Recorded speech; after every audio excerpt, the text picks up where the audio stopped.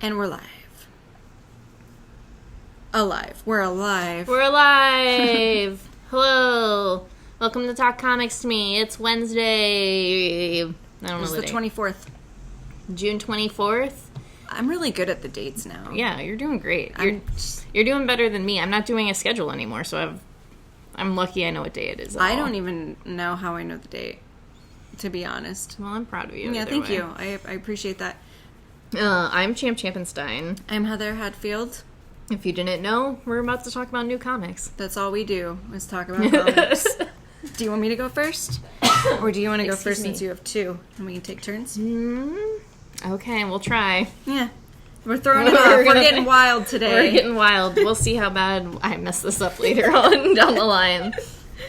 So first I have Ninja Vampire Tale, Bleed Them Dry. This is created by, what'd I say, Hiroshi Koizumi.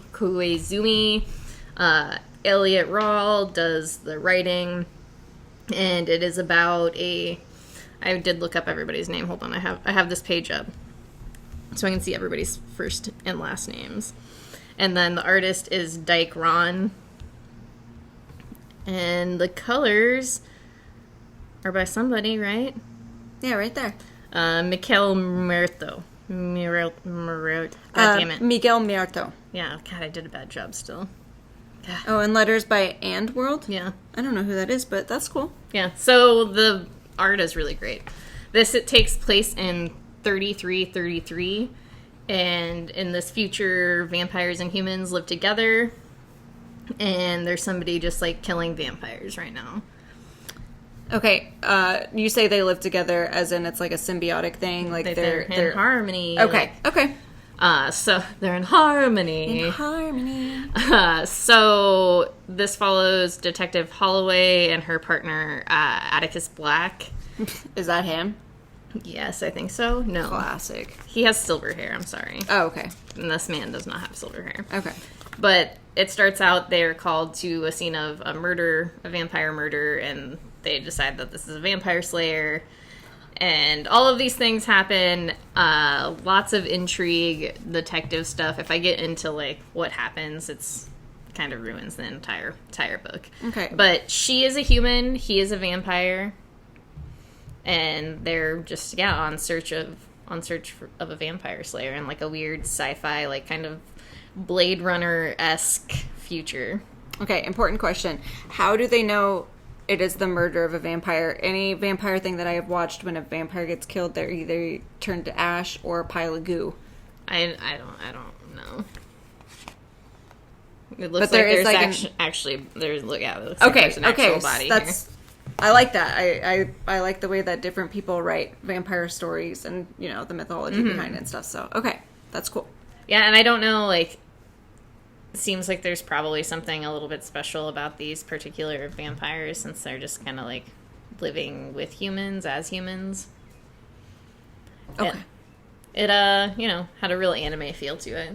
It looks like it would. It looks like a manga just based off of the way that the cover is drawn. Yeah. So. And I can't say that I 100% like loved it, but I did not hate it either. Like, I kind of want to see what happens next. I don't know if predictable is the right word, but it kind of felt like that too at the same time. Okay. Kind of just were like, yeah, I know what's going on. Sorry, I can't stop looking at that cover. Soon it will be covered. Okay. So I am next. I have Sleeping Beauties. This is issue number 1. This is an adaptation, I guess, of a Stephen King and Owen King book. I am not familiar with it myself. I only picked this up because of the fact that it was Stephen King. But apparently this is, it's based off of a horror novel written by Stephen and Owen King. So it says that right here.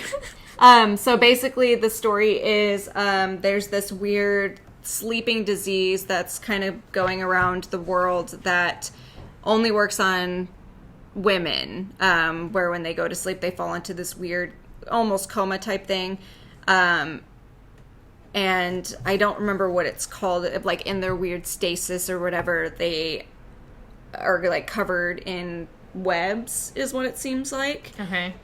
It reminds me of the remake of the movie Invasion of the Body Snatchers that stars Nicole Kidman and Daniel Craig, where when the disease starts taking over her or whatever, or the invasion, she gets that weird, like, phlegm on her when she starts to fall asleep, because that's what takes over her. Okay. So that's what it reminds me of, because every woman that, you know, has this sleeping disease is covered in the webs. They're still able to breathe and they're still alive and all that kind of stuff. They don't know exactly, like, what is happening. So the story is told in two, I would say three, actually, different perspectives. This woman who is very weird. That's the only way that it's like, the way that she is in this, I assume that she is the one who is starting this sleeping disorder. It's also told by a woman who is a sheriff who happens to be, like, investigating what's going on, and her husband, who is a psychiatrist who works at a prison.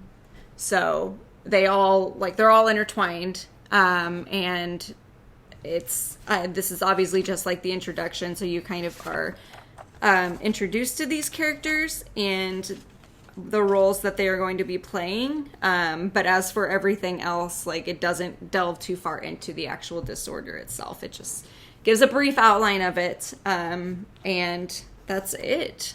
I wasn't too much a fan of the art necessarily, but the story I thought was really cool, and the reason I didn't like the art was just because of the facial expressions on some of these characters. Okay. Like this is the weird character. It starts with her.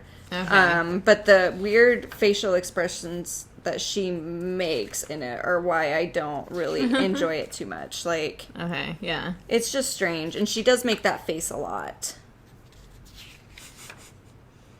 But yeah, I think it's very interesting, though. I've never read the story that it's based off of, so I don't know whether or not I actually will like the story, but in comic form, it's enjoyable. Okay. Yeah. Sleeping Beauties. Okay, so now I have Sex Criminals. I am going to show you the naughty cover. It's so good. It's very good. We love Jen. Jen Bartelda's very great. This is issue number 29. This is what, part 4 it said? I can't remember. It's been so long since this book came out, I did have to flip through the issue before this to remember what had exactly happened in the last issue. But in the last issue, Susie met up with Badal. He got into some weird simulating machine and blew up the top of his building, so it seems as if Susie and Badal are, like, dead or have just, like, disappeared into nothing, and so this issue is following, like, her friends, I guess they're comrades in trying to take down Badal. Comrades. They're sex comrades. Jesus. So they're kind of trying to, like, keep an eye out and see if they can find her or John or Badal, and they kind of figure out that they can't get into the quiet anymore. And this issue also deals with John just kind of, like, taking out his anger on Badal's house because Killed his love of his life. Yeah. So I can't tell you if I know what the fuck's happening. You'll know. I'll know when I know. At some point. Yeah. It'll reveal itself to me. When you open the page. When I fully take it in. But that's what she said. God damn it. I really did enjoy it, and once I, kind of reread flipped through the last issue, I don't know, I'm excited for the end. I'm also like, I don't know, it feels weird that it's finally ending, too. Mm-hmm. Especially because it's been going on so long. Yeah, and just, like, kind of consistently for me since, like, I started picking up books, like, every year or so, and I get some Sex Criminals. So, I'm kind of bummed out it's, like, ending, but also, I don't know, I'm excited to see, like, how he does it, like, what he decides to do with these characters, because it's kind of like you've gone on this journey with them, and also with him, like, in his writing. And I don't know. It'll be weird. It'll be surreal. 3 more issues. We'll see. That's it? That's it. Dang. Okay. Yeah, so then we both go. Yeah. Okay. Sorry, I lost my train of thought because I just, like, got bummed out. Yeah. We have a lot of comics today that are pretty bummed out. Not because it's the end, but because it's close to the end. Yeah. So Yeah. So forgive us if we cry. It'll be weird. Like I said, it'll be weird. Yeah. So then we have Year Zero. This is issue number 2. This is a little zombie tale told in 4 different parts. Yeah, it's a cute little zombie story. It's the same, but not really at the same time. Yeah, it has that familiar beat, but it definitely isn't like... I think it's because the characters are also different. Yeah. You get a kid down in Mexico. You get a hitman in Japan. You get a regular old doomsday prepper from, like, Wichita or something. Was it Minnesota? Yeah, or maybe... something crazy like that. And then... something crazy. I said something crazy as like, if, you know... Wichita or Minnesota. It's Minnesota. It's Minnesota. Fucking wild-ass Minnesota. And then you have a woman from Baghdad? Is that... See, I can't remember. You keep talking, I'll look. Yeah, but it's 4 different people who are dealing with the same... Kabul, yeah. The same situation, but at different parts of the world. Some of them are obviously more prepared than the others, not necessarily with, you know, knowing what has happened, but with their skills. And it's just a zombie story featuring them, which I think is really interesting. I like that they... Benjamin Percy decided to do, like, different corners of the world, which you don't really get. Like, when there's zombie stories, it's always focused on, like, one area and different kinds of people from that area. But this one you have...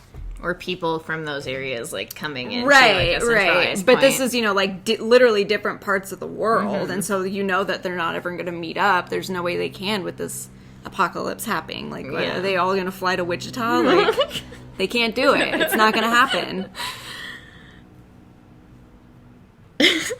You're not wrong. Yeah, you got a point. Minnesota's crazy. There's something also, like, it feels real. I don't know if that makes sense. Well, yeah, it's real people.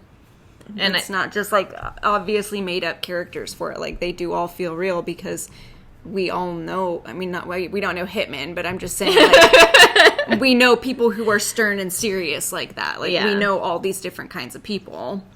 I mean, I don't think we know Hitman. I guess we don't know for sure. Yeah. If the Hitman is good at their job, then of course we wouldn't know. Yeah, why would they tell us, like, here's my Hitman business card? Here it is. It says, call me. It says, call me. It's just Hitman. a picture of a gun. Oh my god, the business card is a gun. I feel like it'd be like that episode of Always Sunny in Philadelphia where they're giving out the invitations with the arms. Oh my god. Was that a dick? Yeah, like the vein? I just thought it was a vein. No, it's a gun. I'm a hitman. There it is. And the other thing, I know we mentioned this in the first issue, but it's worth mentioning again, is that everybody's story, like all of the different places, all have different colors to their stories. Yeah, it kind of their just, portion like, of the stories signifies when the plot or the perspective changes. And then there's that little bit of alternative history stuff in there as well. Mm-hmm. So which I thought was really fucking cool. Yeah. It was a lot of fun. It's a very enjoyable book. I think especially if you're tired of, like, the zombie horror comics, like, this is very interesting and different. Yeah, because I was really iffy on it at first just because of it being a zombie book, but it's so far so good. Yeah, so, I mean, it's only 5 issues, so right? Which is what's it gonna do? Just, like, completely fuck up in the end, right? Well, that's how I've been feeling about all of these, like, Upshot comics. Like, they've all been surprisingly good. I think there's, like, one that I didn't really care for, and the rest of them are just interesting enough where I'm like, okay, I'll read the next one, I guess. But that's a solid line. Yeah, especially if you like horror books. Yeah. What Right. a surprise. Do you want... Okay, I'll go next, I guess, because that's the new order. Okay. All right, sad time. I mean... I was just warning people. I mean, I did get really, like, emotional yesterday because I realized that I only have one more issue of Superman's pal, Jimmy Olsen, and this book has just, like, been making me feel really, really, like, good and happy, like, every month when it comes out. It just, like... He's so cute. He's so cute. It's just, like, so silly that it's just, you know, it's not taking itself, like, any sort of serious, and... That's kind of just, like, exactly what I need, especially out of a comic book. And sometimes I'm really sad, so I just need, like, something to perk me up, and that this book has done that. So I'm bummed. So yeah, I'm emotional, but this issue just covers... Honestly, it was hard to remember any of the stuff that happens, because there's just, like, so much chaotic shit happening. But Jimmy Olsen is going to... save his wife from some weird intergalactic being man, and gets all the weird Jimmies together to fight. The weird Jimmies. And, like, uses Metamorpho as, like, a suit, and it's just... It's silly. It's really great. Do you think you would have enjoyed this book if it had been written by anyone else? Probably not. Yeah. Because I also But, like, think any other artist, I don't think it would have been the same. Yeah, no. Yeah, no, that's incredible. The art would, yeah. There's just, like, this team was absolutely perfect for this book. And it just came out, I mean, like I said, there's one more issue. It just came out so well. And then the next issue is going to wrap up all of the, like, who's out to murder Jimmy Olsen. So, like, how... What if it is Batman? I mean, you pretty much have it figured out that it's his brother... Or at least they're trying James Olsen? Yeah. Or at least they're trying to... No. Trying to Julian Olsen. Trying to, like, frame his brother if it's not Lex Luthor, which could be. Anyway, yeah. This book, bummed it's going to end. Like, absolutely devastated. I need it. I don't know what I'm going to do without it. So... It's your turn, thanks. Okay, I will not spoil this one too much because I'm pretty sure, Kyle, you read it, if I remember, and I just don't want to spoil it for anyone, but I have Thor, this is issue number 5. This, I was telling Champ, I've been pretty hesitant about this whole run just because I was a huge fan of Jason Aaron's Thor for so long, and I just felt like Donny Cates did not have the same kind of feeling when it comes to Thor. Mm-hmm. But I really enjoyed this issue. I thought this issue was very good and dark and really captures the whole struggle that Thor is having in this situation. Yes, okay, Kyle is reading it then. Okay. So yeah, I don't want to spoil anything if you haven't read it yet, but I would say that this really does pick up the whole pace of the story. It's very exciting. It had me at the end going like, oh, damn. But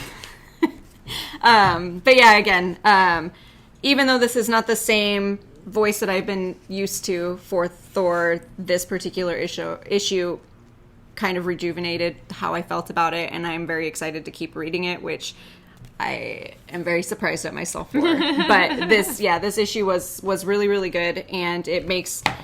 kind of all the other issues worth the wait, I guess. Mm-hmm. Yeah, but that's all. If either of you have read it and do want to talk to me about it, I have a lot of feelings about a couple of things that did happen in it, so at me. I'm sorry. It's all good. I just went on like a 2-minute rant about how I need Jimmy Olsen, so... I mean, it makes you happy. Yeah. Okay. Another book that makes me pretty happy. Very happy. Once in Future. Once in Future. This is issue number 8. Mm-hmm. This was a very exciting one because I have been waiting for Beowulf for... When did the last issue come out? Before comic hiatus. Before comic hiatus? It was hiatus? like the last comic we got that last week, because it was just like that started the beginning of this story arc, and so it was just like, you motherfuckers. Okay. Well, that's what I thought, but I couldn't remember because it had been a long time. So this picks up where the last one left off, and this is King Arthur, who's trying to heal or bring back, I wouldn't necessarily bring back, Galahad, who is the son who got all fucked up in the previous issues. He meets our current foe, I guess. Yeah. Friend, foe. I don't know what he is yet. So, we will say soon we'll find out. Beowulf, who is incredible, fantastic, and we also are introduced to Merlin. I was pretty stoked on that. Yes, I was too. But I just love this series so much. I love it. One of my favorite parts about this particular issue is because in the last issue it ends with Beowulf, so you like know he's coming. Mm-hmm. And this whole issue, Duncan is telling his grandma that like it's Beowulf who's coming. He's pretty sure, and she's just so adamant that it's not, because he's not literature. Like, he's not a book, he's a poem. Right. Or it's not a story, he's a poems, but poems can be stories. Yeah, so it's just one of the best. Yeah, but the whole, scene when he's finally introduced and he's like, I told you! Yeah. No, that was really, really great. The beats were really wonderful. I don't know, this book is great. I was really happy to read it. I love this. I read this last night, and Braden was, making dinner, and I made him stop so he could look at this page. I also made Chris look at that page. Yeah, no, it's fantastic. I made my husband stop cooking my dinner, and I said, please look at this right now. And he said, Heather, I'm trying to make you food. Because I don't cook for myself. That little sentence was something else. That's it. I also step on his face with a heel on. Look, if I wore heels, it would happen. Good. That's a whole sex criminal conversation, not a whole once and future conversation. We'll talk about it another time. So bringing things back down to a kid level. Yeah, we're making it PG right now. I have Star Wars, Clone Wars, Battle Tales, and this just tells a tale of the Wolf Pack taking down a droid ship. Tight. Yeah. That's silly. That's so good. Yeah. It's just, if you like Clone Wars, it's just Clone Wars stories. And I this sounds really stupid, but I really, really enjoy Star Wars Adventures. I love the art for it because it is, they're kids' versions of the stories and stuff, but the art is just really, it's adorable. Yeah, and it's really enjoyable. So, yeah.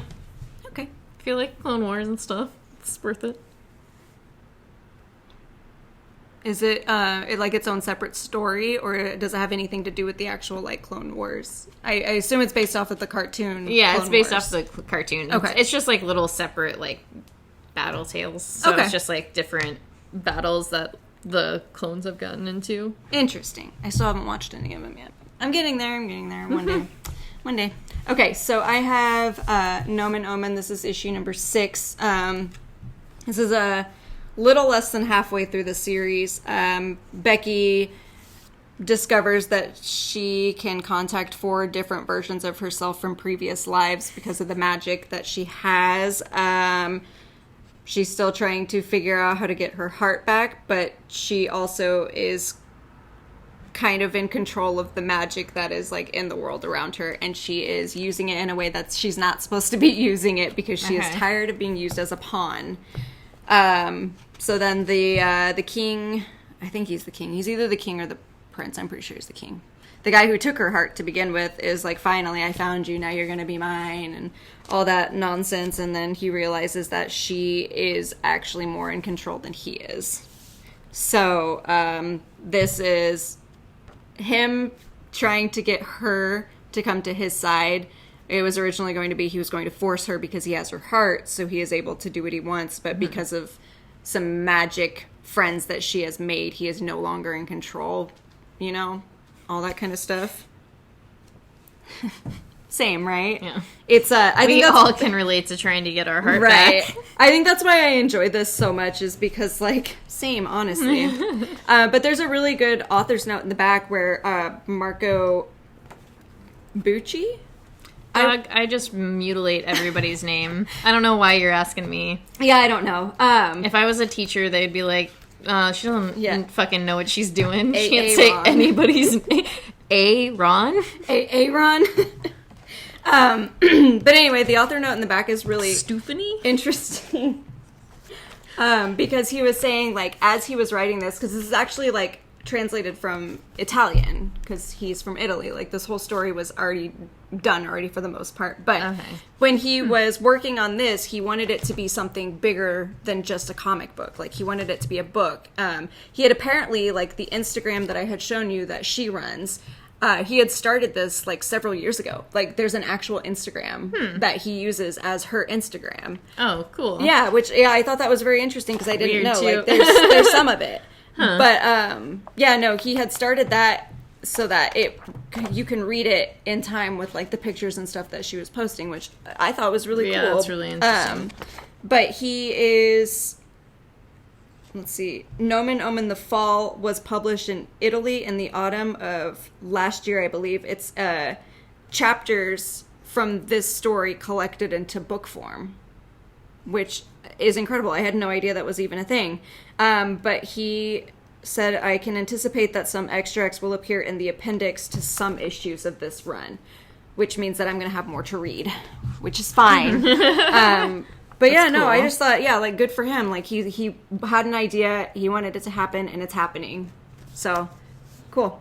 This is issue number 6. There are 15 issues of this series, which I think is a very odd number, but it actually makes more sense now that I know that there's going to be stuff, like, at the end of them that has to do with the book that has been released. So, I love this book. It's weird fantasy. It's almost like a bunch of young adult books that I read when I get lonely. That's it. All right, so next we have Die. This is issue number 11. This was a seemingly straightforward issue. Yeah, so that's what I was saying, like, surprisingly. Especially because it's been so long since the last issue came out. Yeah. It's, You go for it, Doc. Okay. God, see, I keep, like, my allergies are driving me crazy. So, Ash and Isabel are in Angria, and they are ruling, essentially. They're trying to make this world that they had created a better place, where Chuck, Matt, and Angela are all out on their own little adventure. They're all trying to get back home, except for Chuck. Because you find out that Chuck is actually, he just doesn't care because he's dying in real life. So that's why he wants to stay here. So you have, two different groups. I don't know, Ash is fucking playing them in more ways than one. Like, I just feel like Ash is just not being honest with anyone. I don't think Ash is being honest, like, with themselves at all. Like, they're trying to, like, change this world for the better, but, like, and they say they want to go home, but do they want to go home? Like, what choices? Right. Yeah, because they're Ash, clean like, here. Yeah, truly want to make. Yeah.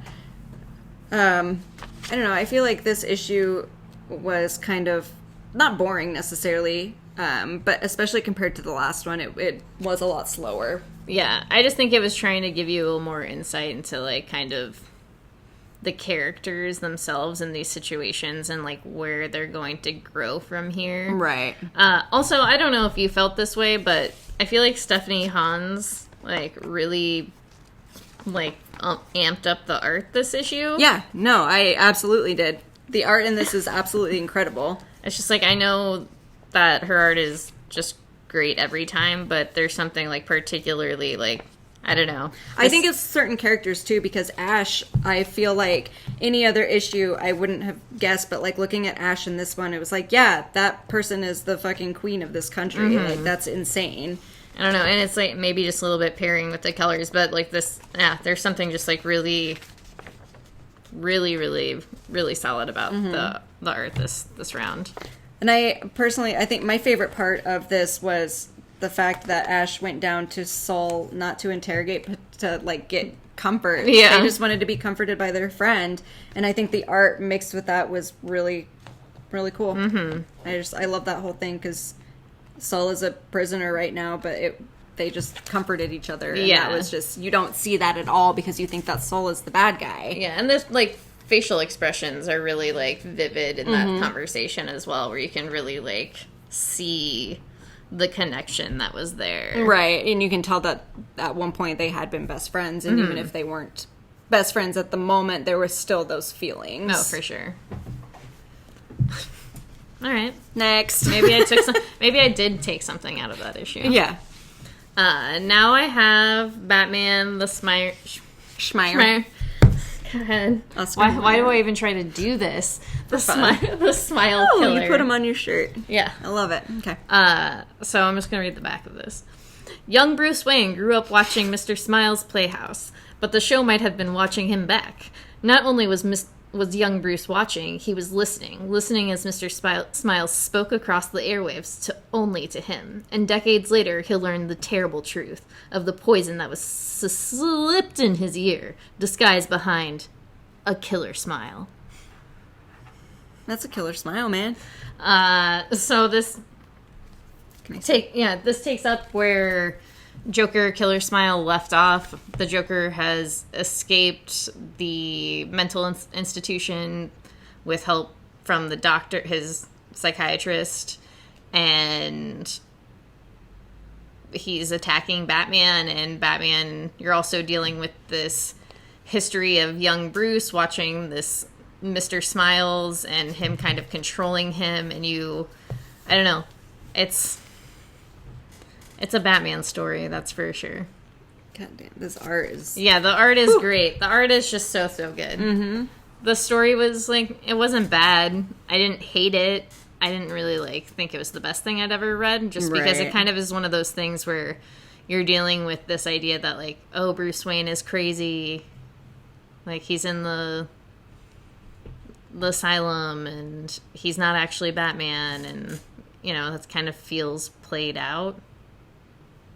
I can see that, yeah. Even if it is like the Jeff Lemire version of it, I can see why that is a bit tired. Yeah, so for me it was like maybe I wasn't in the mood for that necessarily. Well, at least it's only going to be 3 issues. That's the thing that I like about these Black Label ones is like they're very short. Except for that Joker Harley Criminal Sanity 15. Yeah, that was the That's long one. Unnecessary. After the first one, I was done. Yeah, so, you know, art's good.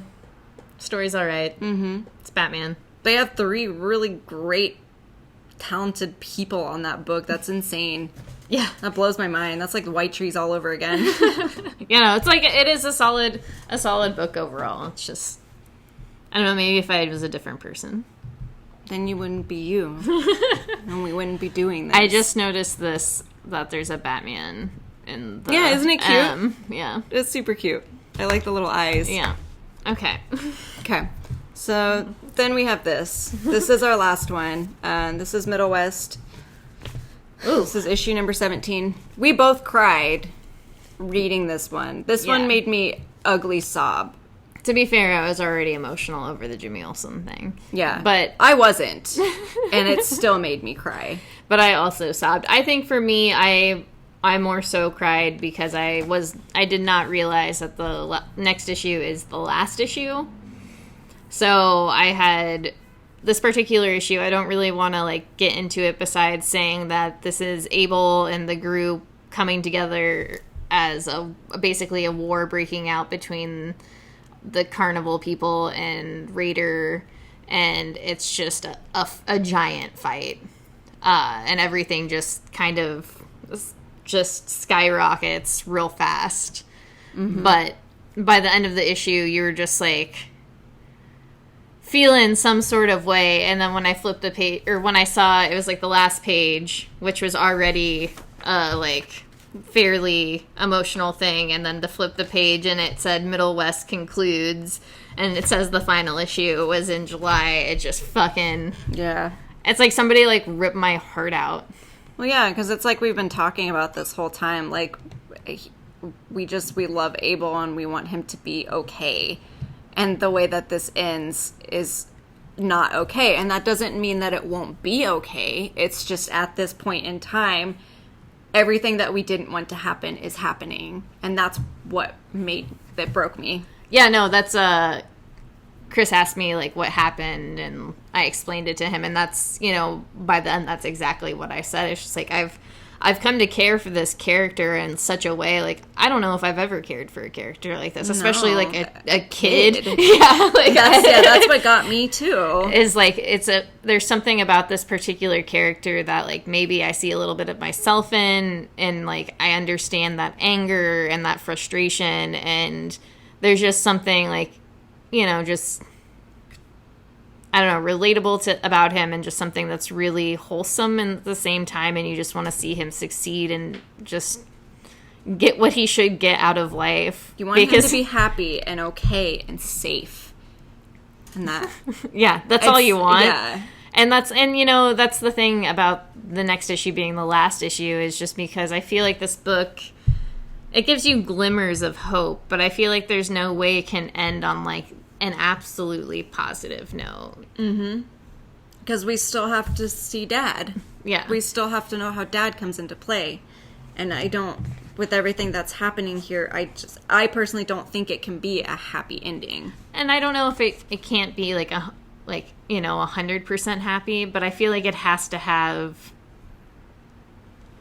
some hope. Yeah. At least that little glimmer of hope, because, you know, maybe this is just the optimistic side of me. It's just like, you have to,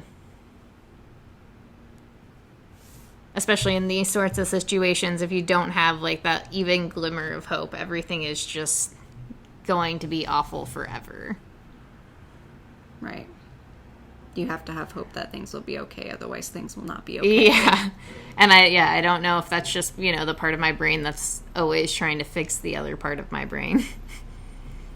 But, you know. It doesn't hurt, that's for sure. I'm, like, getting emotional just thinking about it now. I can't do it. I just want my boy to be fine.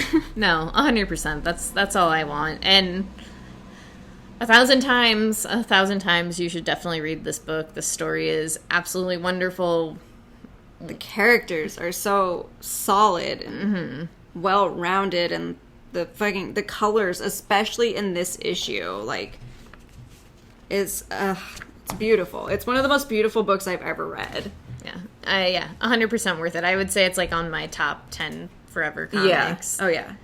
And, yeah, not ready for it to end, but we'll see what happens next month. This is a book that, consistently, like, makes me emotional and just kind of crying. This last story arc, even though it was, like, you know, shitty things were happening, it was that little bit of hope. You thought he was going to get away. Mm-hmm. So it's just still being like, well, can you get away? I want to get away. I want to get away. Abel wants to fly away. There we go. That was for you. Thank you.